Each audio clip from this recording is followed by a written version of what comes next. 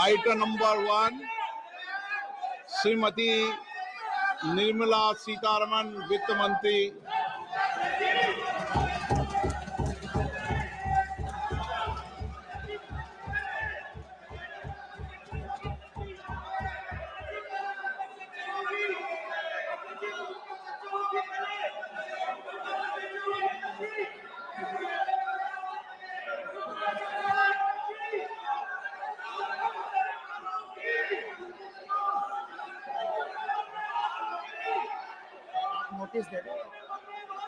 सदस्यगण, budget के बाद राज्यपाल अभिभाषण में आपको पर्याप्त अवसर दूंगा।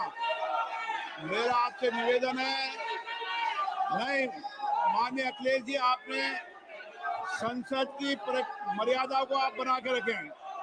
कभी बजट भाषण के अंदर इस तरीके का नहीं हुआ, ये उचित नहीं है, ये उचित नहीं है।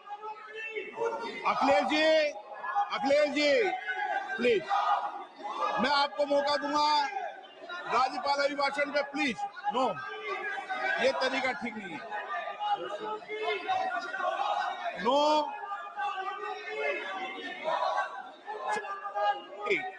राज्यपाल अभिभाषण पे चर्चा होगी। नो तरीका। Honorable Speaker, I present the budget for 25-26. This budget continues our government's efforts to A. Accelerate growth, B. Secure inclusive development, C. Invigorate private sector investments, D. Uplift household sentiments, and E. Enhance spending power of India's rising middle class.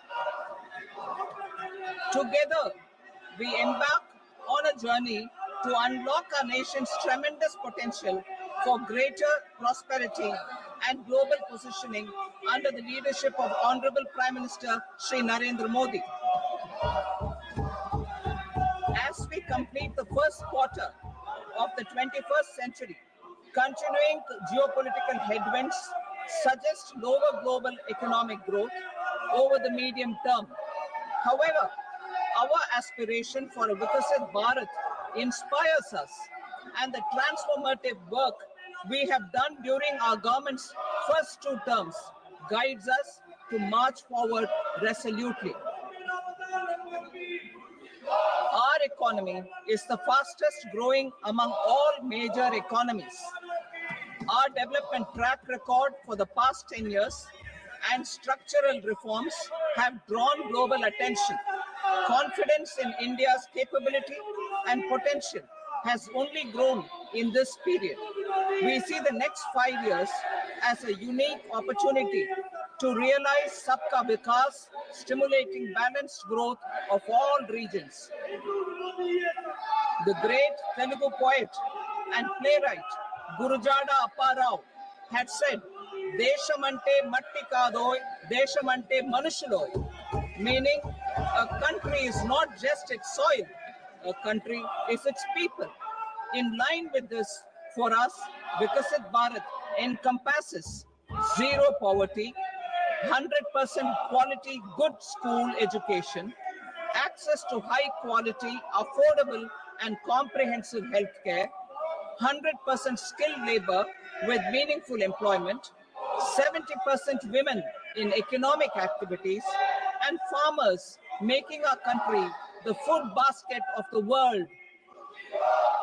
In this budget, the proposed development measures span 10 broad areas, focusing on Garib, youth, Annadata, and Nari, spurring agricultural growth and productivity, building rural prosperity and resilience, taking everyone together on an inclusive growth path, boosting manufacturing and furthering Make in India, supporting MSMEs, enabling employment-led development, investing in people, economy, and innovation, securing energy supplies, promoting exports, and nurturing innovation.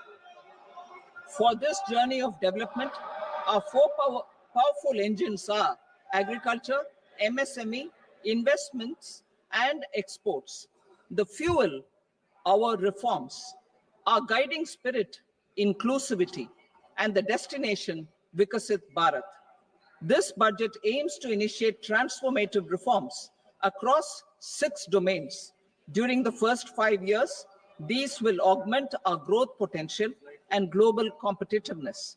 The domains are taxation, power sector, urban development, mining, financial sector, and regulatory reforms. Agriculture as the first engine. Now I move to specific proposals, beginning with agriculture as the first engine.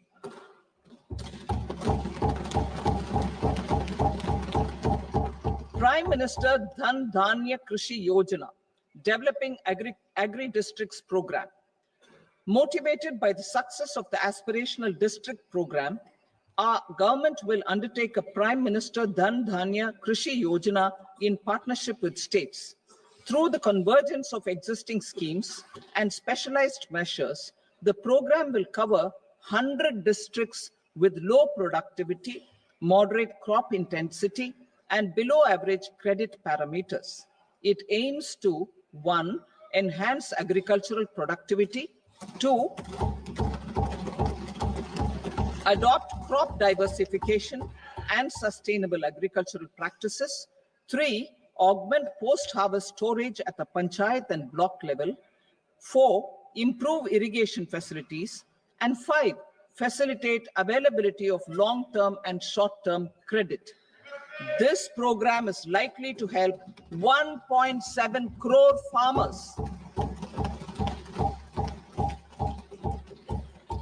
Building rural prosperity and resilience. A comprehensive multi-sectoral rural prosperity and resilience program will be launched in partnership with the states. This will address underemployment in agriculture through skilling, investment, technology, and invigorating the rural economy.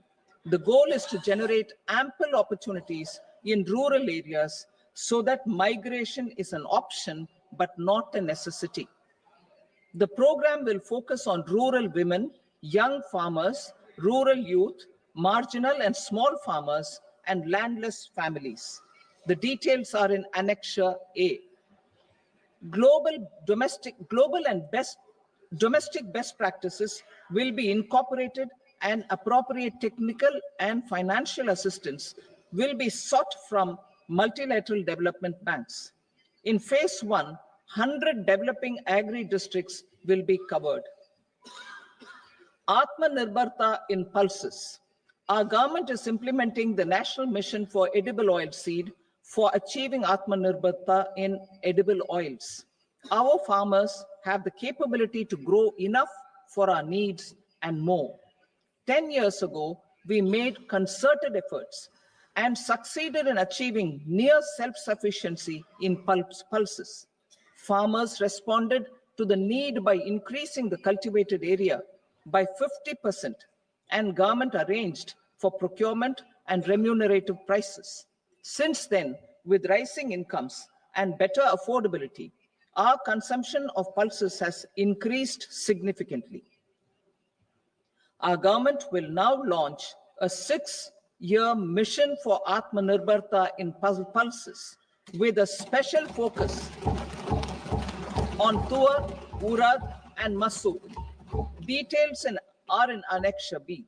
Central agencies such as NAFED and NCCF will be ready to procure these 3 pulses as much as offered during the next 4 years from farmers who register with these agencies and enter into agreements. Comprehensive program for vegetables and fruits. It is encouraging that our people are increasingly becoming aware of their nutritional needs. It is a sign of a society becoming healthier. With rising income levels, the consumption of vegetables, fruits, and Shri Anna is increasing significantly. A comprehensive program to promote production, efficient supplies, processing, and remunerative prices for farmers will be launched in partnership with the states.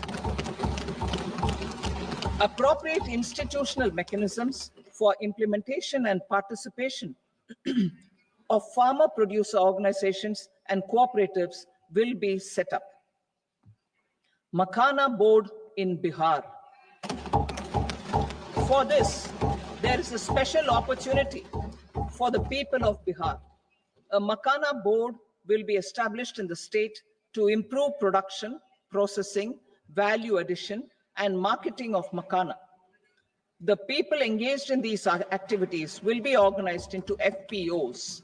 The board will provide hand-holding and training support to Makhana farmers and will also work to ensure they receive the benefits of all relevant government schemes.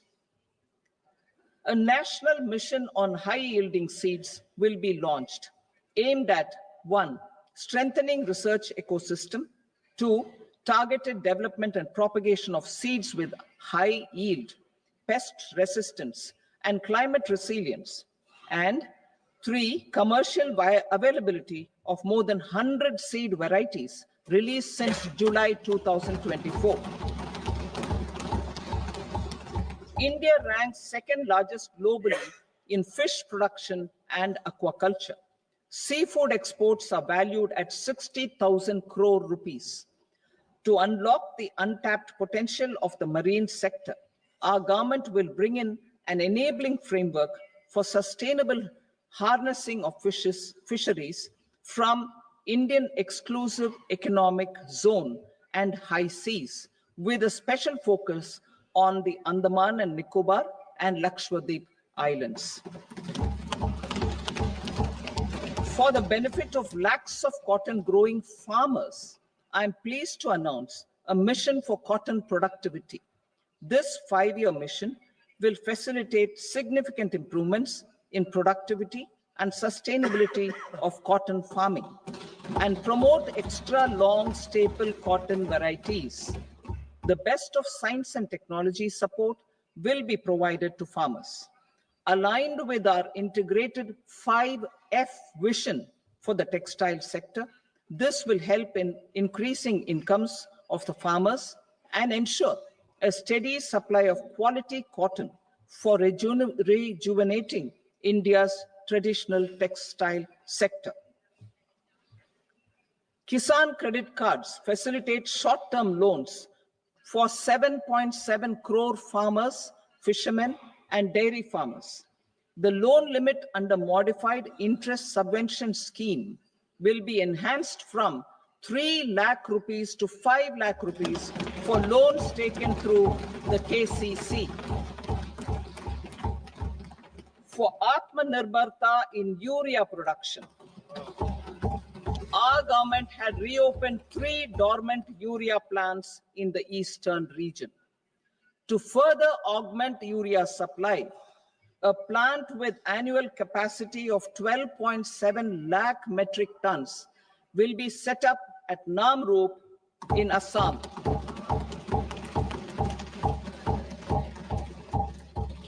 India Post, with 1.5 lakh rural post offices, complemented by the India Post Payment Bank and a vast network of 2.4 lakh Dak Sevaks, will be repositioned to act as a catalyst for the rural economy.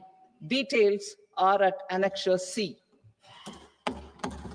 India Post will also be transformed as a large public logistics organization.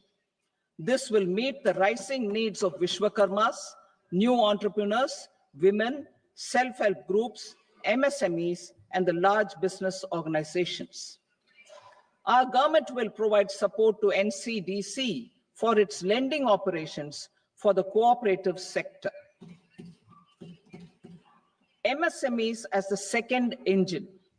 Now I move to MSMEs as the second engine, which encompasses manufacturing and services with a focus on MSMEs numbering 5.7 crores.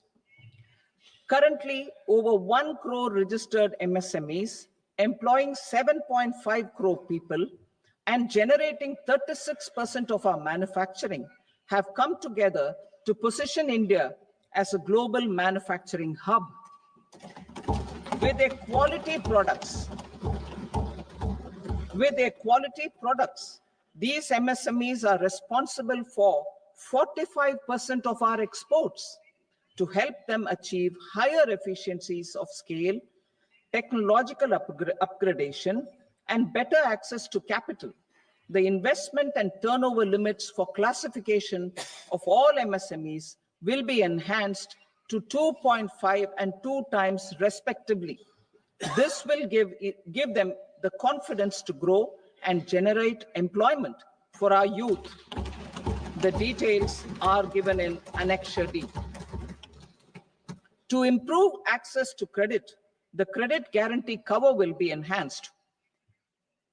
First, for micro and small enterprises from 5 crore to 10 crore rupees, leading to additional credit of 1.5 lakh crores in the next 5 years. Second, for startups from 10 crore rupees to 20 crore rupees, with the guarantee fee being moderated to 1% for loans in 27 focus sectors, which are important for Atmanirbhar Bharat. And for well-run exporter MSMEs, for term loans up to 20 crore rupees. Also for the micro enterprises, we will introduce customized credit cards with a 5 lakh rupee limit for micro enterprises registered on Udyam portal.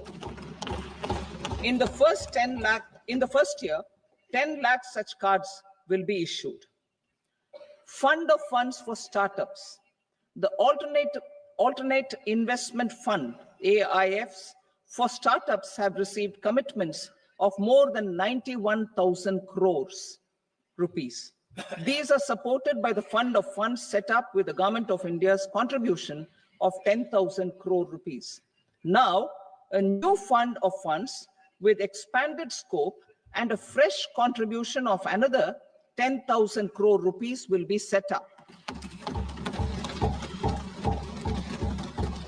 A new scheme will be launched for 5 lakh women, scheduled castes and scheduled tribes, first-time entrepreneurs. This will provide term loans up to 2 crore rupees during the next 5 years. The scheme will incorporate lessons from the successful Stand Up India scheme. Online capacity building for entrepreneurship and managerial skills will also be organized. Measures for labor-intensive sectors. To promote employment and entrepreneurship opportunities in labor-intensive sectors, our government will undertake specific policy and facilitation measures. To enhance the productivity, quality, and competitiveness of India's footwear and leather sector, a focus product scheme will be implemented. The scheme will support design capacity, component manufacturing, and machinery required for production of non-leather quality footwear, besides the support for leather footwear and products. The scheme is expected to facilitate employment for 22 lakh persons, generate over 4 lakh crore rupees, and exports of over 1.1 lakh crore rupees. Measures for the toys sector. Building on the National Action Plan for Toys, we will implement a scheme to make India a global hub for toys. The scheme will focus on development of clusters, skills, and a manufacturing ecosystem that will create high quality, unique, innovative, and sustainable toys that will represent the Made in India brand. Support for food processing.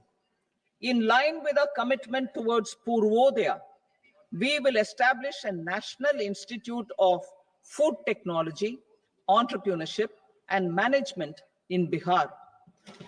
The institute will provide a strong fillip to food processing activities in the entire eastern region.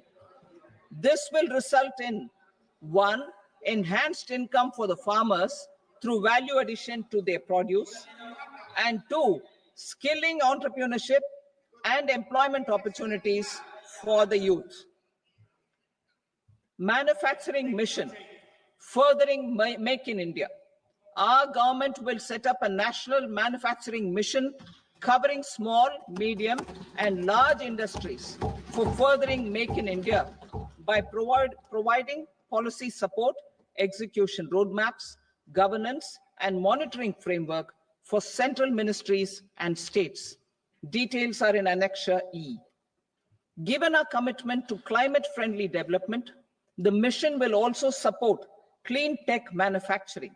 This will aim to improve domestic value addition and build our ecosystem for solar PV cells, EV batteries, motors and controllers, electrolyzers, wind turbines, very high voltage transmission equipment, and grid scale batteries. Investment as the third engine. Now I move to investment as the third engine, which encompasses investing in people, investing in the economy, and investing in innovation. Investing in people. Saksham Anganwadi and Poshan 2.0.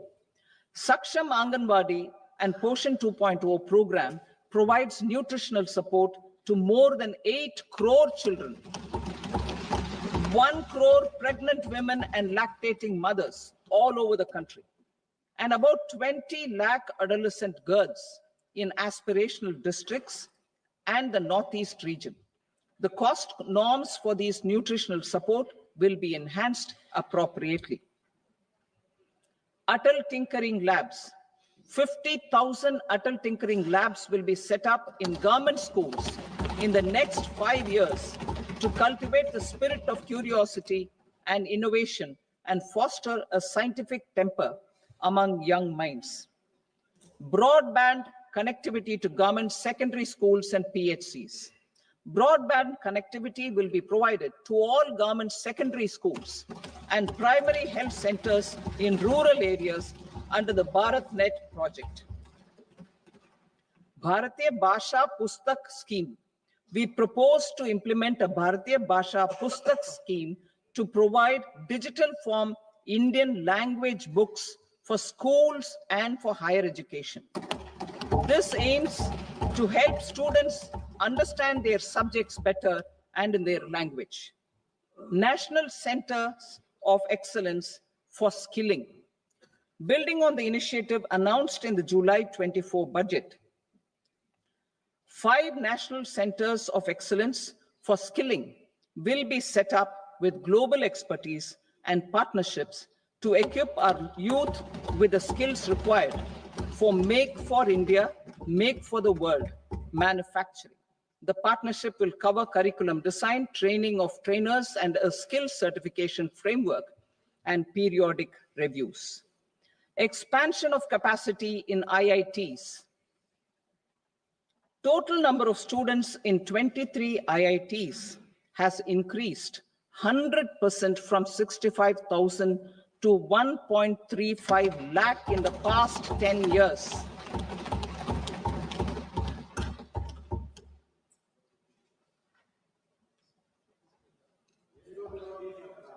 Additional infrastructure will be created in the 5 IITs started after 2014 to facilitate education for 6,500 more students. Hostel and other infrastructure capacity at IIT Patna will also be expanded.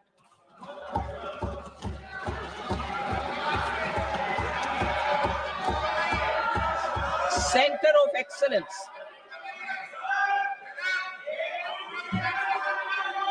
Center of Excellence in AI for Education. I had announced 3 centers of excellence in artificial intelligence for agriculture, health, and sustainable cities in 2023. Now a center of excellence in artificial intelligence for education will be set up with a total outlay of 500 crores. Expansion of medical education. Our government has added almost 1.1 lakh undergraduate and postgraduate medical education seats in 10 years, an increase of 130%. In the next year, 10,000 additional seats will be added in medical colleges and hospitals towards the goal of adding 75,000 seats in the next 5 years. Daycare and cancer centers in all district hospitals. Our government will facilitate setting up of daycare cancer centers in all district hospitals in the next 3 years. 200 centers will be established in 25-26 itself. Strengthening urban livelihoods. Our government has been giving priority to assisting urban poor and vulnerable groups. A scheme for socio-economic upliftment of urban workers will be implemented to help them improve their incomes, have sustainable livelihoods, and a better quality of life. PM Swanidhi scheme has benefited more than 68 lakh street vendors, giving them respite from high-interest informal sector loans. Building on this success, the scheme will be revamped with enhanced loans from banks, UPI-linked credit cards with 30,000 rupees limit, and capacity building support. Social Security Scheme for welfare of online platform workers. Gig workers of online platforms provide great dynamism to the new age services economy. Recognizing their contribution, our government will arrange for their identity cards and registration on the e-Shram portal. They will be provided healthcare under PM Jan Arogya Yojana. This measure is likely to assist nearly 1 crore gig workers.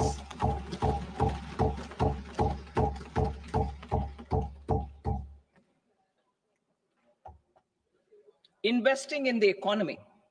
Public-private partnership in infrastructure. Each infrastructure-related ministry will come up with a 3-year pipeline of projects that can be implemented in PPP mode. States will also be encouraged to do so and can seek support from the India Infrastructure Project Development Fund, which is a scheme to prepare PPP proposals. Support to states for infrastructure. An outlay of 1.5 lakh crore is proposed for the 50-year interest-free loans to states for capital expenditure and incentives for reforms. Building on the success of the first asset monetization plan announced in 2021, the second plan for 2025 to 30 will be launched to plow back capital of 10 lakh crore in new projects. Regulatory and fiscal measures will be fine-tuned to support the plan. Jal Jeevan Mission. Since 2019, 15 crore households representing 80% of India's rural population have been provided access to portable tap water connections. To achieve 100% coverage, I am pleased to announce the extension of this mission until 2028 with an enhanced total outlay. The mission's focus will be on the quality of infrastructure and O&M of rural piped water supply schemes through Jan Bhagidari. A separate MOU or separate MOUs will be signed with the states and union territories to ensure sustainability and citizen-centric water services delivery. Urban sector reforms. Building on the July budget proposals, urban sector reforms related to governance, municipal services, urban land, and planning will be incentivized. Urban Challenge Fund. The government will set up an Urban Challenge Fund of 1 lakh crore rupees to implement the proposals for cities as growth hubs, creative redevelopment of cities, and for water and sanitation purposes announced in the July budget. This fund will finance up to 25% of the cost of bankable projects, with a stipulation that at least 50% of the cost is funded from bonds, bank loans, and PPPs. An allocation of 10,000 crore is proposed in 2025-26. Power sector reforms. We will incentivize electricity distribution reforms and augmentation of intra-state transmission capacity by states. This will improve financial health and capacity of electricity companies. Additional borrowing of 0.5% of GSDP will be allowed to states contingent on these reforms. Nuclear energy mission for Vikasit Bharat. Development of at least 100 gigawatt of nuclear energy by 2047 is essential for our energy transition efforts. For an active partnership with the private sector towards this goal, amendments to the Atomic Energy Act and the Civil Liability for Nuclear Damage Act will be taken up.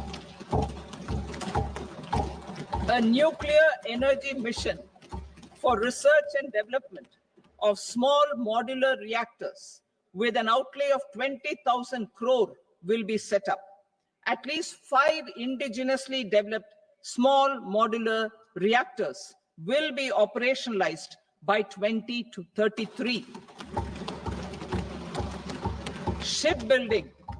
The shipbuilding financial assistance policy will be revamped to address cost disadvantages. This will also include credit notes for shipbreaking in Indian yards to promote the circular economy. Large ships above a specified size will be included in the infrastructure harmonized master list.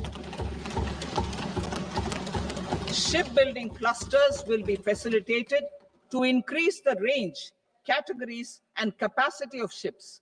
This will include additional infrastructure, facilities, skilling, and technology to develop the entire ecosystem. Maritime Development Fund. For long-term financing for the maritime industry, a Maritime Development Fund with a corpus of 25,000 crore rupees will be set up. This will be for distributed support and promoting competition.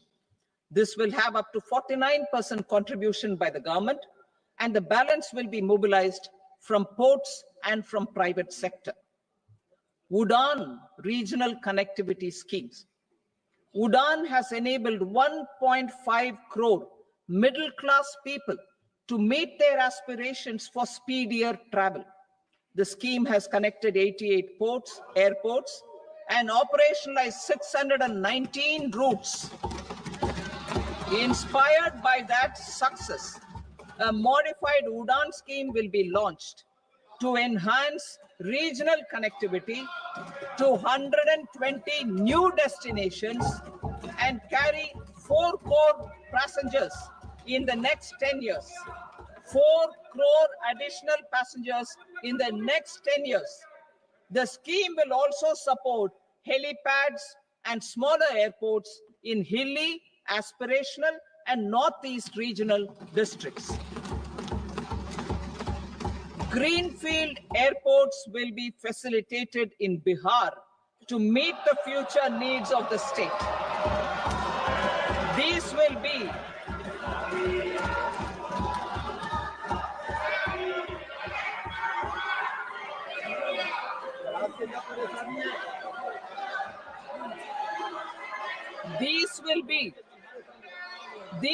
be in addition to the expansion of the capacity of Patna Airport and a brownfield airport in Beta. Western Kosi Canal project in Mithilanchal. Financial support will be provided for the Western Kosi Canal ERM project, benefiting a large number of farmers cultivating over 50,000 hectares of land in the Mithilanchal region of Bihar. Mining sector reforms, including those for minor minerals, will be encouraged through sharing of best practices and institutions of a state mining index. A policy for recovery of critical minerals from tailings will be brought out. Under the special window for affordable and mid-income housing, SWAMI, 50,000 dwelling units in stressed housing projects have been completed and keys handed over to home buyers. Another 40,000 units will be completed in 2025, further helping middle-class families who are paying EMIs on loans taken for apartments while also paying rent for their current dwellings. Building on this success, SWAMI Fund 2 will be established as a blended finance facility with contribution from the government, banks, and private investors. This fund of 15,000 crore rupees will aim for expeditious completion of another 1 lakh units. PM Gati Shakti data for private sector. For furthering PPPs and assisting the private sector in project planning, access to relevant data and maps from the PM Gati Shakti portal will be provided. Tourism for employment-led growth. Top 50 tourist destination sites in the country will be developed in partnership with states through a challenge mode. Land for building key infrastructure will have to be provided by the states. Hotels in these destinations will be included in the infrastructure harmonized list. The following measures will be taken for facilitating employment-led growth. Organizing intensive skill development programs for our youth, including in institutes of hospitality management. Providing mudra loans for homestays. Improving ease of travel and connectivity to tourist destinations. Providing performance-linked incentives to states for effective destination management, including tourist amenities, cleanliness, and marketing efforts. And introducing streamlined e-visa facilities along with visa fee waivers for certain tourist groups. Continuing with the emphasis on places of spiritual and religious significance, in the July budget, there will be a special focus on destinations related to the life and times of Lord Buddha. Medical tourism and heal in India. Medical tourism and heal in India will be promoted in partnership with the private sector, along with capacity building and easier visa norms. Investing in innovation. To implement private sector-driven research, development, and innovation initiatives announced in the July budget, I am now allocating 20,000 crore rupees for this purpose. A deep tech fund of funds will also be explored to catalyze the next generation startups as a part of this initiative. In the next 5 years, under the PM Research Fellowship Scheme, we will provide 10,000 fellowships for technological research in IITs and IISc with enhanced financial support. The second gene bank with 10 lakh germplasm lines will be set up for future food and nutritional security. This will provide conservation support to both public and private sectors for genetic resources. We will start a national geospatial mission to develop foundational geospatial infrastructure and data. Using PM Gati Shakti, this mission will facilitate modernization of land records, urban planning, and design of infrastructure projects. A Gyan Bharatam mission for survey, documentation, and conservation of our manuscript heritage with academic institutions, museums, libraries, and private collectors will be undertaken to cover more than 1 crore manuscripts. We will set up a national digital repository of Indian knowledge systems for knowledge sharing. Now I move to exports as the fourth engine. We will set up an export promotion mission with sectoral and ministerial targets driven jointly by the Ministries of Commerce, MSME, and Finance. It will facilitate easy access to export credit, cross-border factoring support, support to MSMEs to tackle non-tariff measures in overseas markets. A digital public infrastructure, Bharat Trade Net, for international trade will be set up as a unified platform for trade documentation and financing solutions. This will complement the Unified Logistics Interface platform. The BTN will be aligned with international practices. Support will be provided to develop domestic manufacturing capacities for our economy's integration with global supply chains. Sectors will be identified based on objective criteria. Facilitation groups with participation of senior officers and industry representatives will be formed for select products and supply chains. Through this, there are huge opportunities related to Industry 4.0, which needs high skills and talent. Our youth have both. Our government will support the domestic electronic equipment industry to leverage this opportunity for the benefit of our youth. A national framework will be formulated as guidance to states for promoting global capability centers in emerging Tier 2 cities. This will suggest measures for enhancing availability of talent and infrastructure, building bylaw reforms, and mechanisms for collaboration with industry. Our government will facilitate upgradation of infrastructure and warehousing for air cargo, including high-value perishable horticultural produce. Cargo screening and customs protocol will be streamlined and made user-friendly.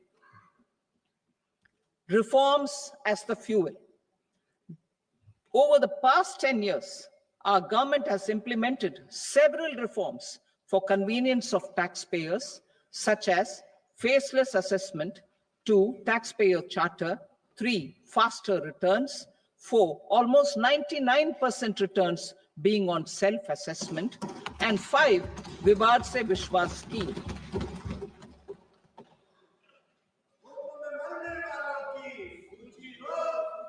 Continuing these efforts, I reaffirm the commitment of the tax department to trust first, scrutinize later. I also propose to introduce the new income tax bill next week. I will detail the indirect tax reforms and changes in direct taxes in Part B. Financial sector reforms. The FDI limit for the insurance sector will be raised from 74 to 100%. This enhanced limit will be available for those companies which invest the entire premium in India. The current guardrails and conditionalities associated with foreign investment will be reviewed and simplified. The services of India Post Payment Bank will be deepened and expanded in rural areas. NABFID will set up a partial credit enhancement facility for corporate bonds for infrastructure. Public sector banks will develop Grameen Credit Score framework to serve the credit needs of SHG members and people in rural areas. A forum for regulatory coordination and development of pension products will be set up. To implement the earlier announcement on simplifying the KYC processes, the revamped central KYC registry will be rolled out in 2025. We will also implement a streamlined system for periodic updating. Requirements and procedures for speedy approval of company mergers will be rationalized. The scope for fast-track mergers will also be widened and the process made simpler. As proposed in the interim budget, we signed bilateral investment treaties with 2 countries in 2024 to encourage sustained foreign investment, and in the spirit of First Develop India, the current model BIT will be revamped and made more investor-friendly. In the last 10 years, in several aspects, including financial and non-financial, our government has demonstrated a steadfast commitment to ease of doing business. We are determined to ensure that our regulations must keep up with technological innovations and global policy developments. A light touch regulatory framework based on principles and trust will unleash productivity and employment. Through this framework, we will update regulations that were made under old laws. To develop this modern, flexible, people-friendly, and trust-based regulatory framework appropriate for the 21st century, I propose 4 specific measures. A high-level committee for regulatory reforms will be set up for a review of all non-financial sector regulations, certifications, licenses, and permissions. The committee will be expected to make recommendations within a year. The objective is to strengthen trust-based economic governance and take transformational measures to enhance ease of doing business, especially in matters of inspection and compliances. States will be encouraged to join in this endeavor. An investment friendliness index of states will be launched in 2025 to further the spirit of competitive, cooperative federalism. Under the Financial Stability and Development Council, a mechanism will be set up to evaluate impact of the current financial regulations and subsidiary instructions. It will also formulate a framework to enhance their responsiveness and development of the financial sector. In the Jan Vishwas Act 2023, more than 180 legal provisions were decriminalized. Our government will now bring up the Jan Vishwas Bill 2.0 to decriminalize more than 100 provisions in various laws. I now move to fiscal policy. In the July budget, I had committed to staying the course for fiscal consolidation.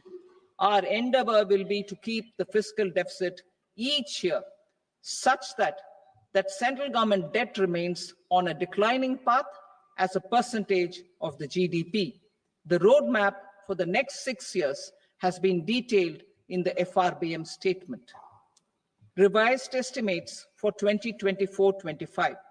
The revised estimate of the total receipts other than borrowings is 31.47 lakh crore rupees, of which the net tax receipts are 25.57 lakh crore rupees. The revised estimate of the total expenditure is 47.16 lakh crore rupees, of which the capital expenditure is about 10.18 lakh crore rupees. The revised estimate of the fiscal deficit is 4.8% of the GDP. Budget estimates for 25-26. Coming to 25-26, the total receipts other than borrowings and total expenditure are estimated at 34.96 lakh crore rupees and 50.65 lakh crore rupees respectively. The net tax receipts are estimated at 28.37 lakh crore rupees. The fiscal deficit is estimated to be 4.4% of GDP. To finance the fiscal deficit, the net market borrowings from dated securities are estimated at 11.54 lakh crore. The balance financing is expected to come from small savings and other sources. The gross market borrowings are estimated at 14.82 lakh crore rupees. I will now move to Part B. Indirect taxes. My proposals relating to customs aim to rationalize tariff structure and address duty inversion. These will also support domestic manufacturing and value addition, promote exports, facilitate trade, and provide relief to common people. Rationalization of customs tariff structure for industrial goods. As a part of comprehensive review of customs rate structure announced in July 2024 budget, I propose to 1. Remove 7 tariff rates. This is over and above the 7 tariff rates removed in 23-24 budget. After this, there will be only 8 remaining tariff rates, including 0 rate. 2. Apply appropriate cess to broadly maintain effective duty incidence, except on a few items where such incidence will reduce marginally. 3. Levy not more than 1 cess or surcharge. Therefore, I propose to exempt social welfare surcharge on 82 tariff lines that are subject to a cess. I shall now take up sector-specific proposals. To provide relief to patients, particularly those suffering from cancer, rare diseases, and other severe chronic diseases, I propose to add 36 life-saving drugs and medicines to the list of medicines fully exempted from basic custom duty.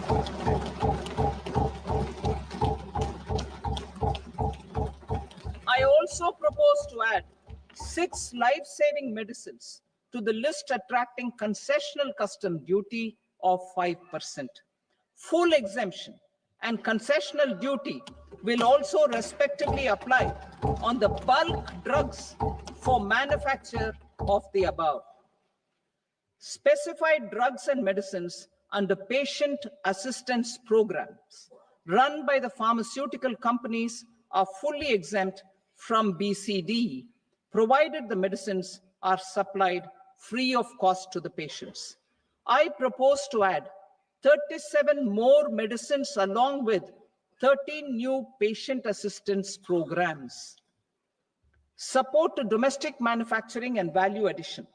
Critical minerals.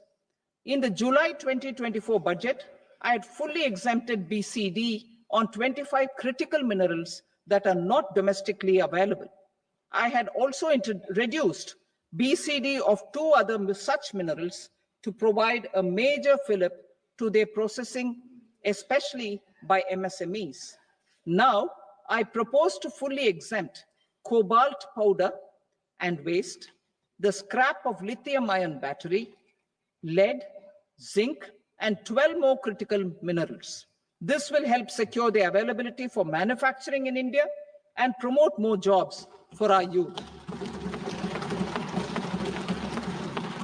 To promote domestic production of technical textile products, such as agro-textiles, medical textiles, and geotextiles at competitive prices, I propose to add 2 more types of shuttle-less looms to the list of fully exempted textile machinery. I also propose to revise the BCD rate on knitted fabrics covered by 9 tariff lines from 10 or 20 to 20% or 115 rupees per kg, whichever is higher. Electronic goods. In line with our Make in India policy and to rectify inverted duty structure, I propose to increase the BCD on interactive flat panel display from 10% to 20% and reduce the BCD to 5% on open cell and other components. In 23-24 budget, for the manufacture of open cells of LCD, LED TVs, I had reduced the BCD on parts of open cells from 5% to 2.5%. To further boost the manufacture of such open cells, the BCD on these parts will now stand exempted. Lithium-ion battery.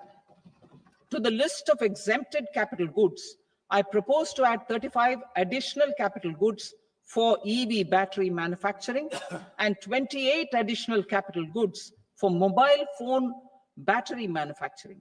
This will boost domestic manufacture of lithium-ion batteries, both for mobile phones and for electric vehicles. Shipping sector.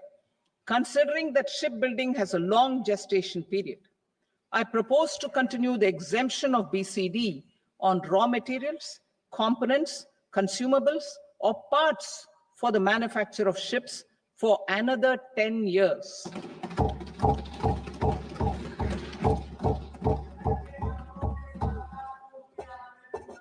I also propose the same dispensation for shipbreaking to make it more competitive. Telecommunication.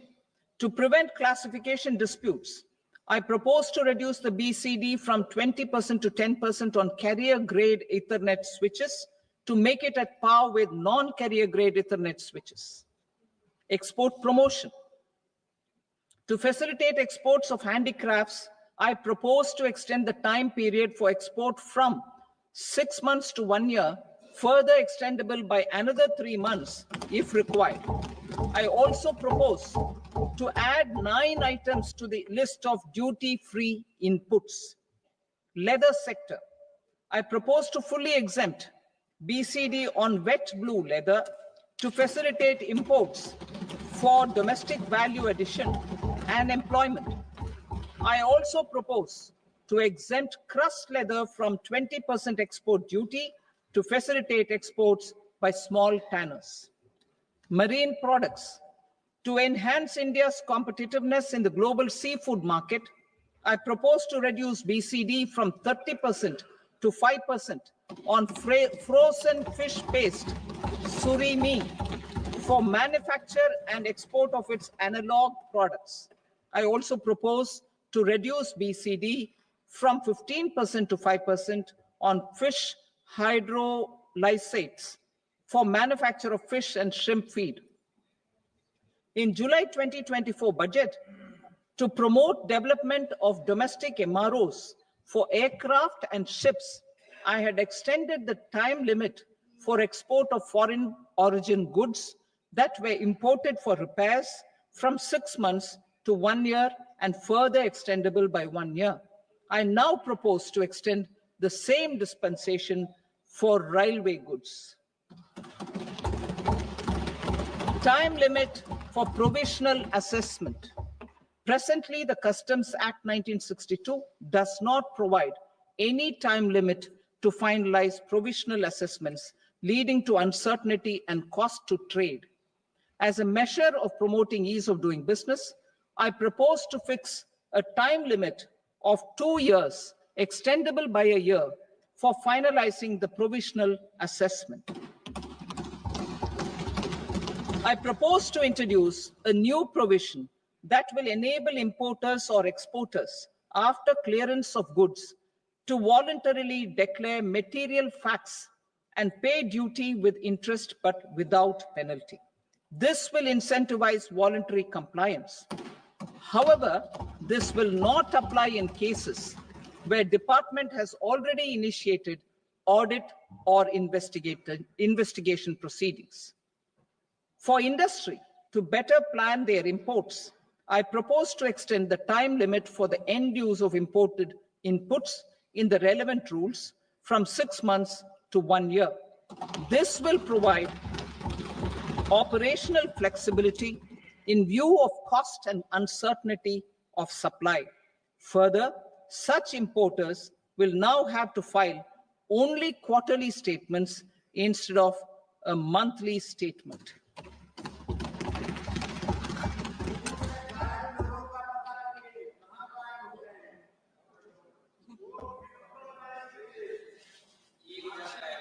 I now come to my direct tax proposals. In Part A, I have briefly underlined taxation reforms as one of key reforms to realize our vision of Vikasit Bharat. In respect of criminal law, our government had earlier ushered in Bharatiya Nyaya Sanhita, replacing Bharatiya Danda Sanhita. I am happy to inform this august House and the country that for new income tax bill will carry forward the same spirit of Nyaya in its drafting as well. The new bill will be clear and direct in text, with close to half of the present law in terms of both chapters and words. It will be simple to understand for taxpayers and tax administrators, leading to tax certainty and reduced litigation. Reforms, however, are not a destination. They are means to achieve good governance for our people and economy. Providing good governance primarily involves being responsive. The Tirukural captures this in verse 542, which reads, "Vaanokki vaazhum ulagallam, mannavan kol nokki vaazhum kudi," meaning, just as the living beings live expecting rains, citizens live expecting good governance.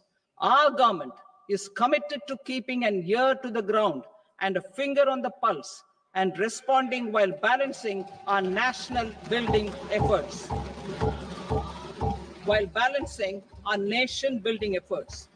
The following measures will detail just how our government will, under the guidance of PM Modi, has taken steps to understand and address.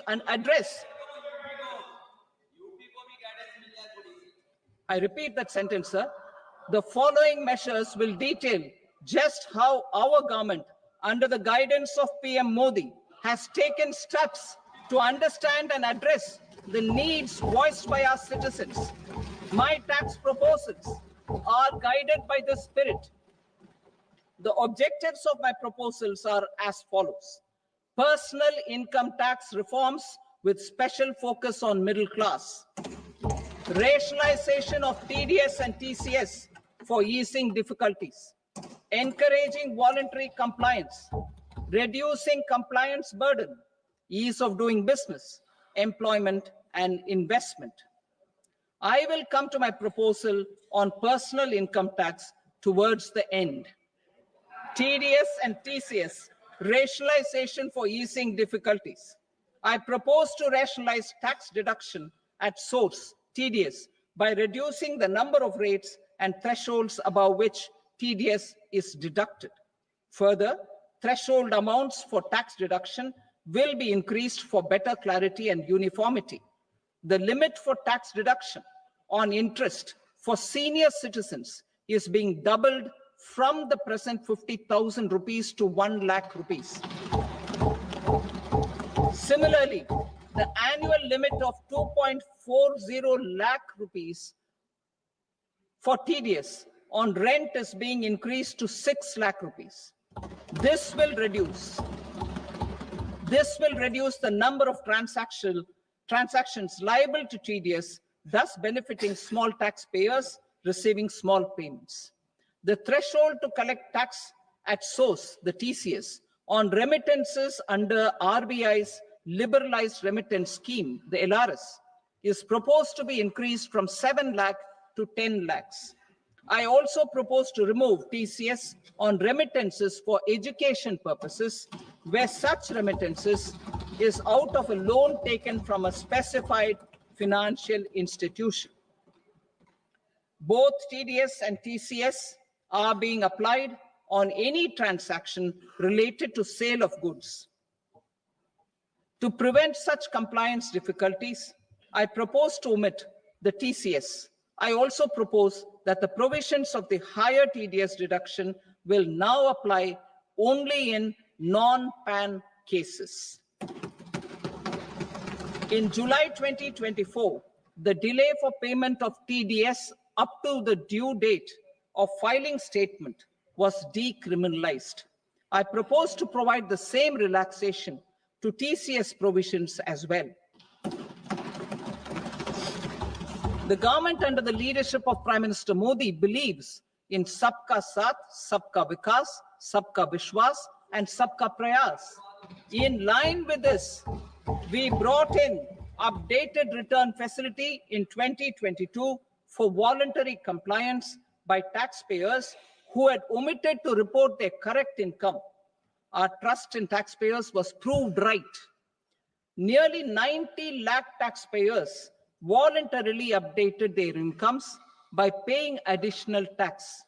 Taking this trust further, I now propose to extend the time limit to file updated returns for any assessment year from the current limit of 2 years to 4 years. I propose to reduce the compliance burden for small charitable trusts and institutions by increasing their period of registration from 5 years to 10 years. It is also proposed that disproportionate consequences do not arise for minor defaults, such as incomplete applications filed by charitable entities. Presently, taxpayers can claim the annual value of self-occupied properties as nil only on the fulfillment of certain conditions. Considering the difficulties faced by taxpayers, it is proposed to allow the benefit of 2 such self-occupied properties without any condition. To streamline the process of transfer pricing and to provide an alternative to yearly examination, I propose to introduce a scheme for determining arm's length price of international transaction for a block period of 3 years. This will be in line with global best practices. With a view to reduce litigation and provide certainty in international taxation, the scope of safe harbor rules is being expanded. A number of senior and very senior citizens have very old national savings schemes accounts. As interest is no longer payable on such accounts, I propose to exempt withdrawals made from NSS by individuals on or after 29th August 2024. I am also proposing to allow similar treatment to NPS Vatsalya accounts as is available to normal NPS accounts subject to overall limits. In my speech in July 2024, I had promised that all processes, including giving effect to appellate orders, shall be digitalized and made paperless over the next 2 years. So I'm happy to announce that digitalization is being made operational now. In July 2024, we brought in the Vivad Se Vishwas scheme to resolve income tax disputes pending in appeal. The scheme has received a great response, with nearly 33,000 taxpayers having availed of the scheme to settle their disputes. I have a few proposals to promote investment and employment. It is proposed to provide a presumptive taxation regime for non-residents who provide services to a resident company that is establishing or operating an electronics manufacturing facility. I further propose to introduce a safe harbor for tax certainty for non-residents who store components for supply to specified electronics manufacturing units. Presently, the tonnage tax scheme is available only to seagoing ships. The benefits of existing tonnage tax scheme are proposed to be extended to inland vessels registered under the Indian Vessels Act 2021 to promote inland water transport in the country. Extension for incorporation of startups. We continue to support the Indian startup ecosystem. I propose to extend the period of incorporation by 5 years to allow the benefit available to startups which are incorporated before 1/4/2030. In order to attract and promote additional activities in the IFSC, I am inter alia proposing specific benefits to ship leasing units, insurance offices, and treasury centers of global companies which are set up in IFSC. Further, to claim benefits, the cutoff date for commencement in IFSC has also been extended by 5 years to 31/3/2030. Category 1 and Category 2 AIFs are undertaking investments in infrastructure and other such sectors. I propose to provide certainty of taxation to these entities on the gains from securities, to promote funding from sovereign wealth funds and pension funds to the infrastructure sector. I propose to extend the date of making an investment by 5 more years up to 31st March 2030.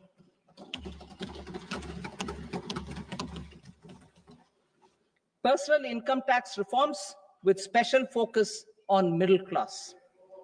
Democracy, demography, and demand are the key support pillars in our journey towards Vikasit Bharat. The middle class provides strength for India's growth. This government, under the leadership of Prime Minister Modi, has always believed in the admirable energy and ability of the middle class in nation building. In recognition of their contribution,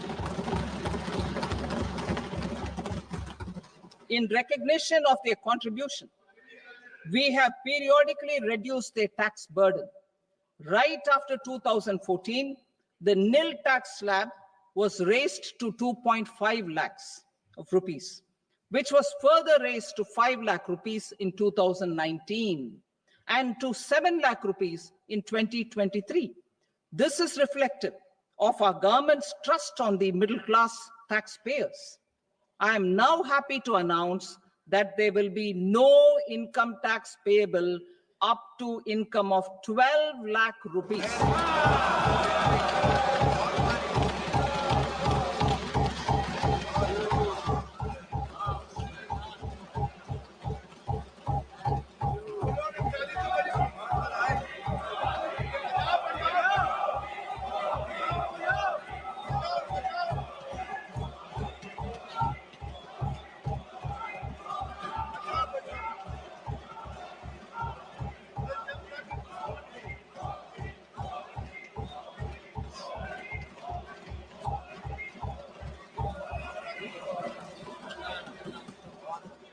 So, average income of 1 lakh per month, other than the special rate income such as capital gains, under the new regime.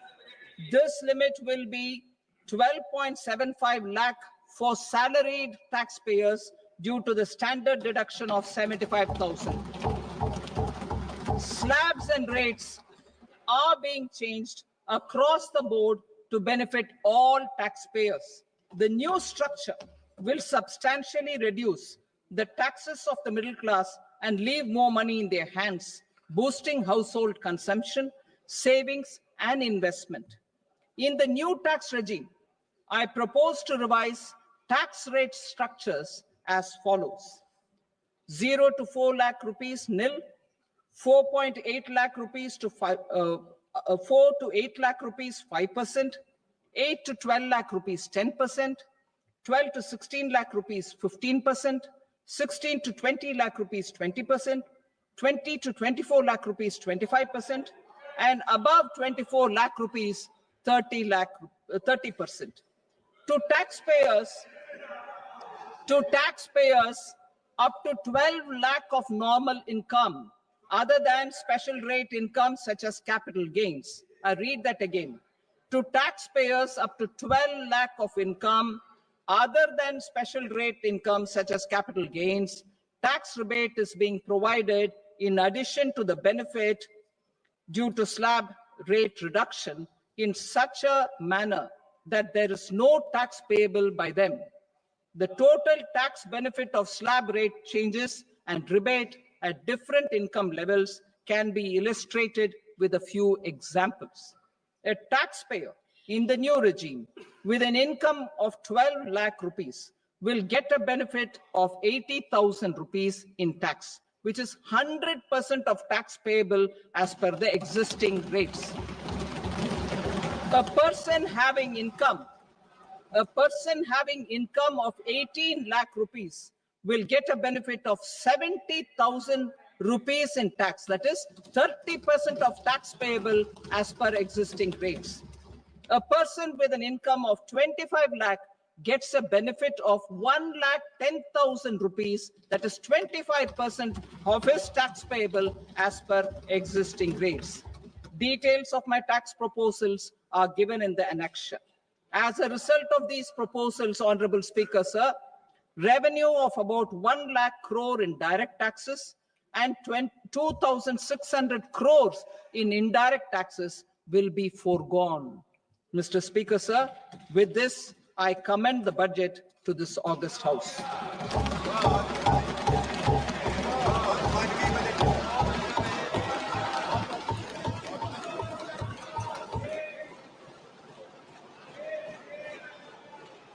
Item number 2, Srimati Nirmala Sitharaman. Sir, with your permission, I rise to lay on the table the following statements under Section 3(1) of the Fiscal Responsibility and Budget Management Act 2003. Medium-term fiscal policy cum fiscal policy strategy statement and macroeconomic framework statement. Item number 3, Srimati Nirmala Sitharaman. Sir, with your permission, I rise to move for leave to introduce the Finance Bill 2025. प्रश्न ये है कि विधेयक को पुनर्स्थापित करने की अनुमति प्रदान की जाए। जो सदस्य इसके पक्ष में हाँ कहें, जो सदस्य विरोध में ना कहें। मेरे विचार में निर्णय हाँ वालों के पक्ष में हुआ, हाँ वालों के पक्ष में अनुमति प्रदान की जाती है। माननीय मंत्री जी, अब विधेयक को पुनर्स्थापित करें। Sir, I introduce the bill. Thank you. सभा की कार्रवाई सोमवार दिनांक 3 फरवरी 2025 को प्राप्त 11 बजे तक के लिए स्थगित की जाती है।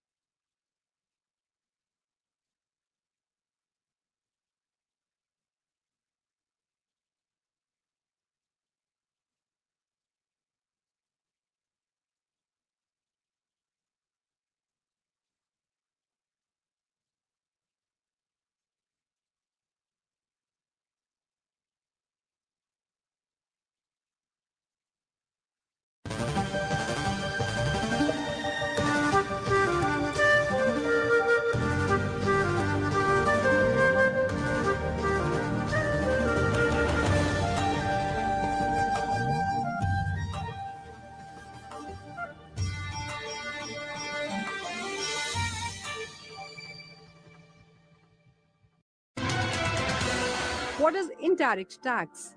In the case of indirect tax, the burden of tax can be shifted by the taxpayer to someone else.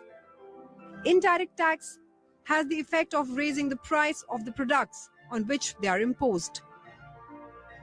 Customs duty, central excise, service tax, and value-added tax are examples of indirect tax.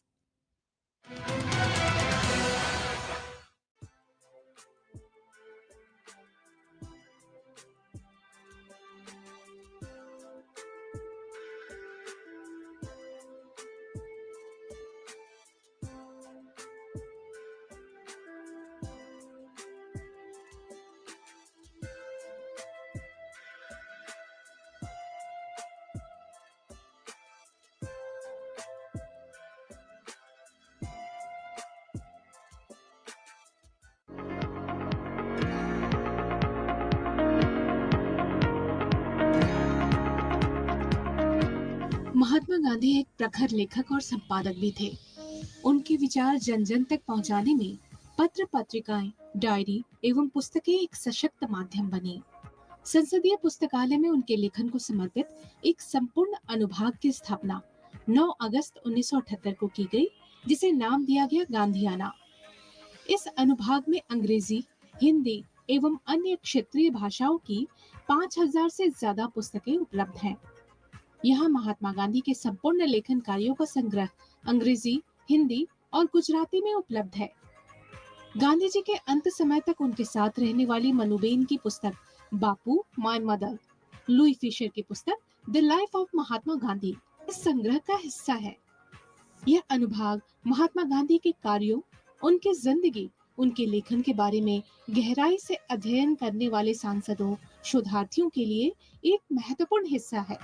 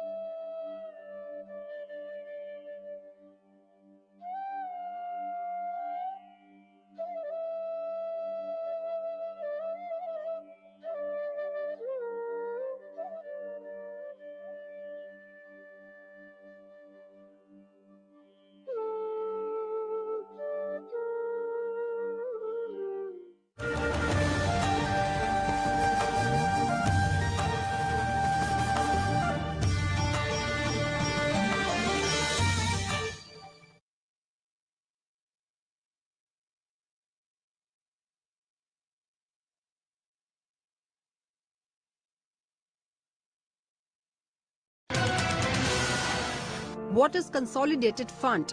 The Consolidated Fund is made up of all revenues and loans raised by the government. It also includes receipts from recoveries of loans granted by it. All government expenses are paid out of the Consolidated Fund.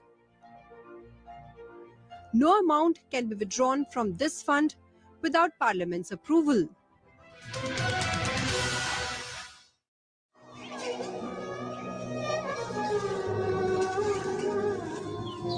भारतीय सनातन संस्कृति का महाआयोजन महाकुंभ इस बार मात्र आध्यात्मिक, सांस्कृतिक, आस्था व श्रद्धा को ही समर्पित नहीं होगा।